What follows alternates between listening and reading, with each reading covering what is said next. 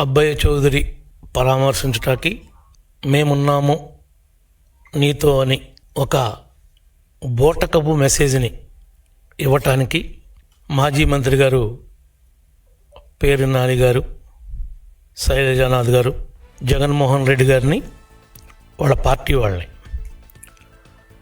మీ యొక్క అధికారాన్ని అడ్డం పెట్టుకుని ఆనాడు పేటరేగిపోయి ప్రజల యొక్క సంబంధించినటువంటి ఆస్తుల్ని కాజేసి వాళ్ళ యొక్క జీవన విధానంలో రావాల్సినటువంటి డబ్బుల్ని కొట్టేసి నువ్వు గుడ్డి నీరో చక్రవర్తిలాగా రాష్ట్రాన్ని పరిపాలిస్తుంటే నీ చేతగానితనం వల్ల, నువ్వు నోరు మూసుకుని పట్టించుకోకపోవటం వల్ల, నీరో చక్రవర్తిలాగా ప్రవర్తించడం వల్ల ఆనాడు అతను చేసినటువంటి దురాఘాతాలు ఒకటి కాదు, రెండు కాదు, మూడు కాదు, ఆ విషయాలన్నిటికీ ఈనాడు జవాబు చెప్పేటువంటి పరిస్థితి కూటమి ప్రభుత్వంలో ఏర్పడింది అతనికి. మా నియోజకవర్గంలో కానీ మా జిల్లాలో కానీ ఎక్కడా లేనటువంటి సమస్య ఒక్క అబ్బాయి చౌదరికి ఒకళ్ళిద్దరికే ఎందుకు వస్తుంది అని ఒక్కసారైనా మీరు ఆలోచించారా అని అడుగుతున్నా. నువ్వు అది ఆలోచించకపోగా, మాట్లాడకపోగా మీరు ఎదురు మేమంతా ఉన్నాం, వైఎస్ఆర్ కుటుంబం నీ వెంటే ఉన్నాం అని చెప్పి మెసేజ్ ఇస్తున్నారు. మీకు నిజంగానే వైఎస్ఆర్ కుటుంబం అంతా మీ వెంటే ఉంటే మీరు బౌన్సర్లు ఎందుకు తెచ్చారు, గోండాలను ఎందుకు తెచ్చారు, ఎందుకు మీ తోటలో మీరు కాయలు కోసుకుంటానికి అంత హంగామా ఎందుకు ఏర్పడిందని అడుగుతున్నాను నేను స్ట్రైట్గా. ఈరోజు మీ లెక్కలన్నీ తేలుస్తూ ఉంటున్నావు, మేమేం చేసామని లెక్కలు తేలుస్తావు, ఏమీ చేయకుండానే మా లెక్కలన్నీ గతంలో తేల్చారు మీరు ఉత్తి పుణ్యానికే. ఏ పాపం తెలియకోకుండా ఉన్నవారికి మామూలుగా ఒక గుడికి వెళితే కూడా గంజాయి కేసు పెడదామని ప్రయత్నం చేశారు. తిప్పి తిప్పి తీసుకొచ్చి నా ఇంటికాడ ఏమి చేయాలో చేతగాక దిగబెట్టినటువంటి సంఘటనలు మర్చిపోయావా నాని అని అడుగుతున్నా.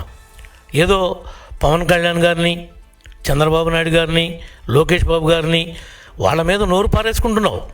ఏదో నీవేదో పెద్ద సత్య హరిచంద్రుడిలాగా నీ మీదేమీ మచ్చలు లేనట్లు. కనీసం నీ భార్యను కూడా కేసులు ఇరికిచ్చావు నువ్వు చేసిన తప్పుడు పని వల్ల, నువ్వు చేసిన దోపిడీ వల్ల. నువ్వు ఇన్స్పెక్టర్ బెయిల్ తెచ్చుకునేది వరకు నువ్వు ఎక్కడికి పారిపోయావు నీకు తెలీదా? కేసులు పెడితే పెట్టండి అని అంటున్నావు ఏంటి? తప్పు చేసిన వాడు తప్పనిసరిగా చట్టం ముందు, న్యాయస్థానం ముందు ముద్దాయిగా నిలబడాల్సిందే. ఒకరోజు వెనకవచ్చేమో, ఒకరోజు ముందవచ్చేమో, నువ్వు కాదు ఎవడు ఎవరిని కూడా కాపాడలేని పరిస్థితి. నీ నాయకుడికే ఈ రోజున 33 కేసులు ఉన్నాయి. 33 కేసుల్లో 11 సిబిఐ పెట్టింది, 7 ఈడీ పెట్టింది, మిగిలినవన్నీ మామూలు కేసులు. ఈ కేసులన్నీ కూడా మీ నాయకుడు దాచేస్తే వచ్చినటువంటి కేసులు. మా మీద పెట్టిన కేసులు, మా నాయకుడి మీద పెట్టిన కేసులు పెట్టుడు కేసులు. రాజకీయంగా మమ్మల్ని ఎదుర్కోలేక అణగదొక్కటానికి నువ్వు పెట్టించినటువంటి కేసులు జగన్మోహన్ రెడ్డి అని చెప్పి ఈ సందర్భంగా తెలియజేస్తున్నాం. ఒక్కసారి ఆలోచించేయి, అసలు కొల్లేరులో ఏం జరిగింది, ఎందుకు, ఎవరు చేపల చెరువులు, ఎవరు అనుభవించారు, చేపల దొంగ అబ్బాయి చౌదరి అవునా కాదా, ఇతను చేపల చెరువుల దగ్గర చేపలు పట్టేసుకున్నాడా లేదా, ఇతను వాళ్ళని ఇబ్బంది పెట్టాడా లేదా, లేకపోతే అసలు ఎప్పుడన్నా ఉందా, మన జిల్లాలో ఎవరి దగ్గరైనా ఉందా, ఈ ఒక్క విషయం తప్ప ఎక్కడన్నా ఎలాంటి సంఘటనలు జరుగుతున్నాయా? 175 మంది మీ పార్టీ వాళ్ళు ఉన్నారు, ఓడిపోయిన వాళ్ళు కానీ గెలిచిన వాళ్ళు కానీ. ఎక్కడా లేనటువంటి విచిత్రమైనటువంటి సంఘటన దెందులూరులోనే ఎందుకు జరుగుతుంది అని అడుగుతున్నా. ఆ ప్రశ్నకు సమాధానం చెప్పండి. మీ కారుమూరి నాగేశ్వరరావు ఎక్స్ మినిస్టర్ ఉన్నాడు, అడగండి వాస్తవం ఏంటో. మీ కన్నబాబు ఉన్నాడు ఎక్స్ మినిస్టర్, అడగండి వాస్తవాలు ఏంటో. పక్కన వాసుబాబు ఉన్నాడు, ఉంగుటూరు మాజీ ఎమ్మెల్యే, వాసుబాబుని అడగండి.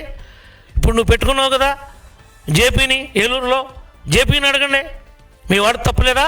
మీ దోళ్ళ నాగేశ్వరరావు చెప్పమనండి, గుండె మీద చేసుకుని ఇతను దోపిడీ చేయలేదు, తప్పు చేయలేదు అని.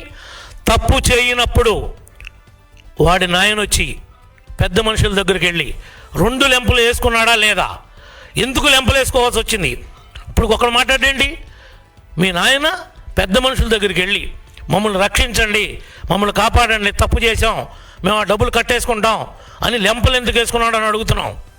ఒక్కడ సమాధానం చెప్పడు. మీ లెక్కలు తెలుస్తూ ఉంటాడు. ఇది సంస్కృతి పద్ధతి కాదంటాడు. మాకేంటి,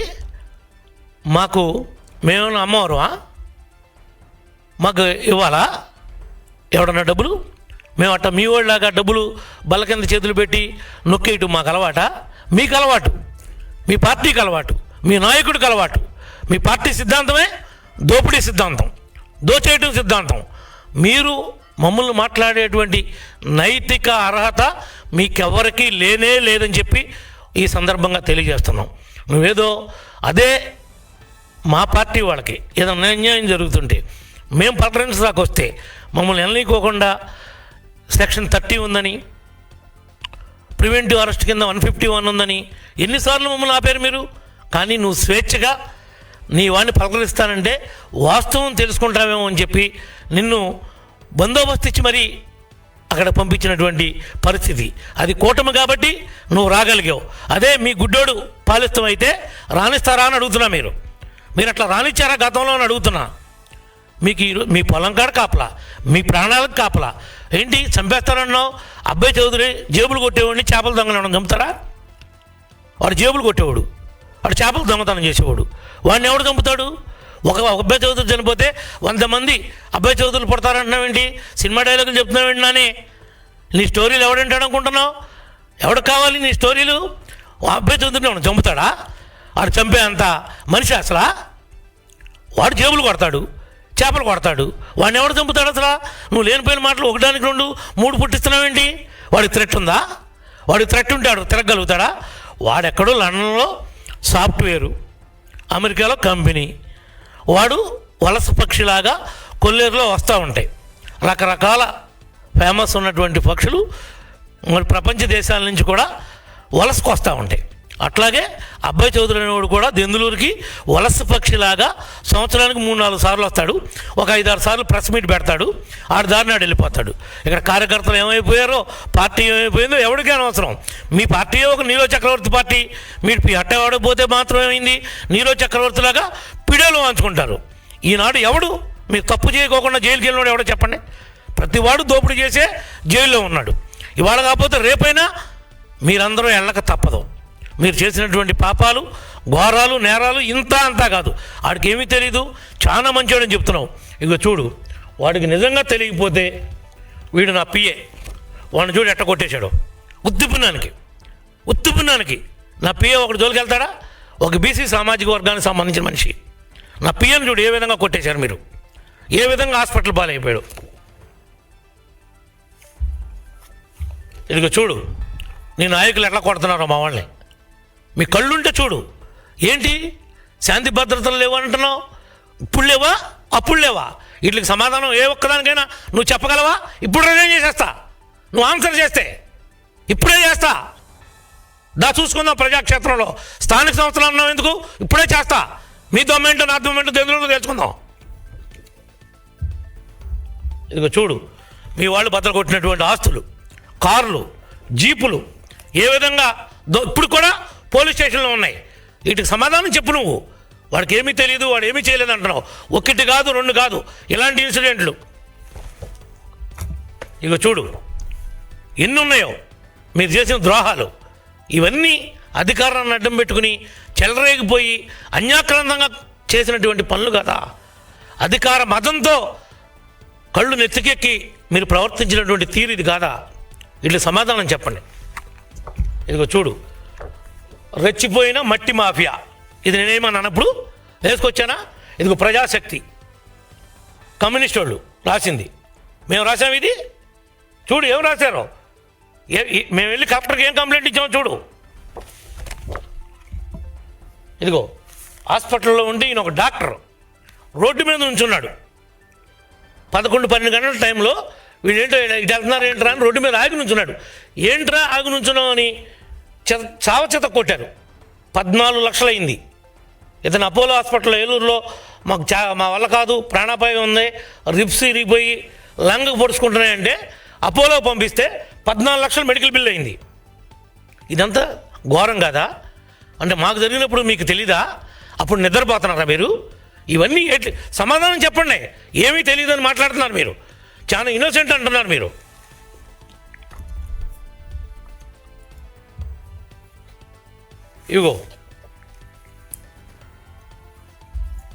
ఇదిగో వీళ్ళంతా ఎవరు? రౌడీ షీటర్లు. ఎవరు వీళ్ళు? ఇదిగో చూడు, ఒకరోజు ముందే వాళ్ళని తీసుకుని వచ్చి ఒకరోజు ముందే నీ తోటలో పెట్టుకుని ఇలాంటి రౌడీల్ని చూడండి. వాళ్ళంతా ఏ విధంగా ఉన్నారో రాడ్లు పెట్టుకుని కర్రలు పెట్టుకుని ఎవరిని కొడదామని వచ్చారా? ఎదురు మనం బొంకుతున్నారు మీరు. ఎవరిని కొడదామని వచ్చారు? వీళ్ళు ఎవరన్నా నా కాన్స్టిట్యున్సీ వాళ్ళా? నాకు సంబంధించిన వాళ్ళ? మా వాళ్ళ? నీకు పార్టీ కార్యకర్తలు లేరా? నీ వైఎస్ఆర్ కుటుంబం అంతా ఉందన్నావుగా. తప్పు చేయకపోతే ఎందుకు రాట్లాడారు అందరూ? ఎవడాస్తులు కొట్టేస్తారు మీరు? సమాధానం చెప్పు. నిజంగా కొట్టలేదా? వాళ్ళ పిల్లల్ని తీసుకొచ్చి దీపమార్పను నేను డబ్బులు తీసుకోలేదని మేమేమంటలా. నువ్వు అన్యాయంగా వాళ్ళ దగ్గర కాజేసిన డబ్బులు వాళ్ళకంటే ఇచ్చేయచ్చు కదా అని చెప్తున్నావు. ఇస్తానని చెప్పి పెద్ద మనుషుల దగ్గరికి ఎందుకు వెళ్ళారు మీరు? ఎందుకు పెద్ద మనుషుల దగ్గర ఒప్పుకున్నారు? మీరు ఒప్పుకోలేదా చెప్పండి పోనీ. ఇవన్నీ అడగటం పోయి ఎదురు వాడు దొంగతనం చేస్తే మావాడు గొప్పవాడని సపోర్ట్ చేస్తారని మీరు. నువ్వు దొంగ, ఆడో దొంగ. ఇంకొకడు మిర్చి ఆటలో టిక్కీ దొంగ, నువ్వు బియ్యం దొంగ, ఆడేమో చేపల దొంగ. ఏంటో దొంగలు కలిసి ఊడి పంచుకున్నట్టు ఒకరినొకరు పలకరించుకుంటా వచ్చారు. ఏంటి మీరు చెప్తుంది? మీరేం మెసేజ్ ఇస్తున్నారు? లా అండ్ ఆర్డర్ లేదంటున్నారు. లా అండ్ ఆర్డర్ లేకపోతే నువ్వు రాగలుగుతావు నిన్న? నువ్వు రా, పోలీసు వాళ్ళు లేకుండా చూస్తా. లా అండ్ ఆర్డర్ లేదంటున్నావుగా. నిన్ను పంపించింది గౌరవంగా మాట్లాడిచ్చింది పరామర్శించింది పోలీసు వాళ్ళని బట్టే. పోలీసులు పక్కాగా పనిచేయబట్టే ఈరోజు నువ్వు తిరుగుతున్నావు రోడ్డు మీద. ఇది మీ ప్రభుత్వం కాదు. కళ్ళు లేకుండా కబోదు లేక గుడ్డిగా పరిపాలించటానికి ప్రతిరోజు నరకం చూశారు. సామాన్య ప్రజలను కూడా బతకనిచ్చారు మీరు. ఎవరైనా కనీసం మీకు ఇంకా సిగ్గురాలా? మీకు ఎక్కడ కాల్చి వాతలు పెట్టకూడదో నీకు కానీ జగన్కి కానీ అబ్బాయికి కానీ మీ అందరికీ అక్కడ వాతలు పెట్టారు ప్రజలు. మా నియోజకవర్గంలో ఆడికి పెడితే నీకు బందరులో పెట్టారు.